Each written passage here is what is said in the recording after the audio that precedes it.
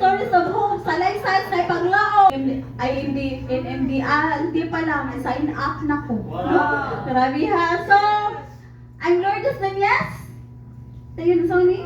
Ikaw na lang. I'm a plain housewife before I joined license, pero di na naging ko plain ron. Kaya na ako flavor, chocolate, vanilla, ayan man. Chipty naman ko, di ba? So, before, I was guest ni before gihapon parehan ninyo guest sad, but tan-aw na ko grabe ho yung mga million sa matuy lagi panisgutan.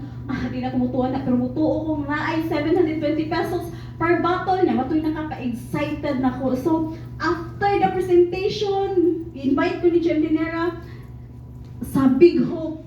Grabe, dito pa lang. Ganahan ako mo sign up kay parihasan ni Aldi ang testimony no nagi paglaong diri bat akong bana di ay masugot kay daghan akong napila nga networking pero palit lang niya undangan na wa mag mentorship dito.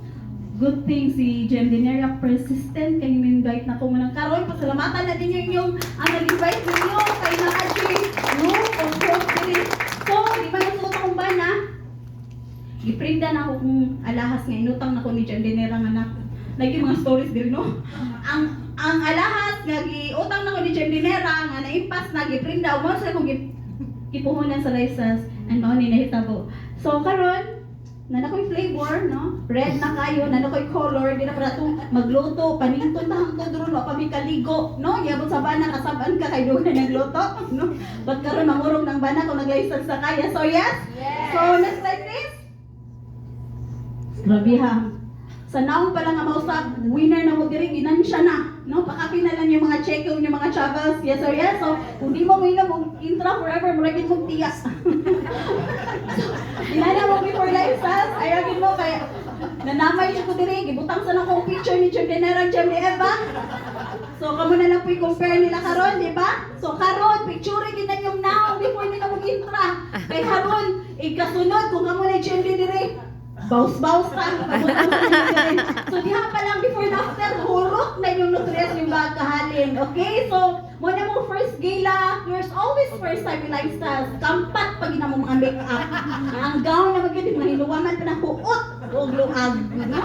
Next slide please. May bigway.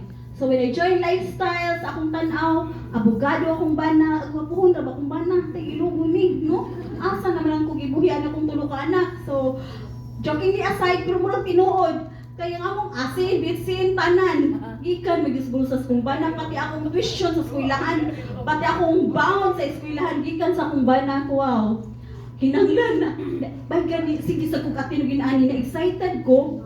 Grabe. So, ningon akong bana, enrollment naman. Di ka magpa-enroll kay mag-abogada, makaka. Kay gusto mo sa siyang mag-abogada ko eh. Lupig ni Jem Dinera eh. Wa na abogada, pero na GMD. Kaya lang law after I graduated college kasi akong psychology did sumog lifestyles. Sus kay ba ko ba magunsay akong fear karon? What if nabugado ko kay wa ko ni join og lifestyles? Kuyawan ko kay stressful kay lawyer. Ya grabe what's life freedom. So pagpakin ninyo wa ko nabugado ni join og lifestyles.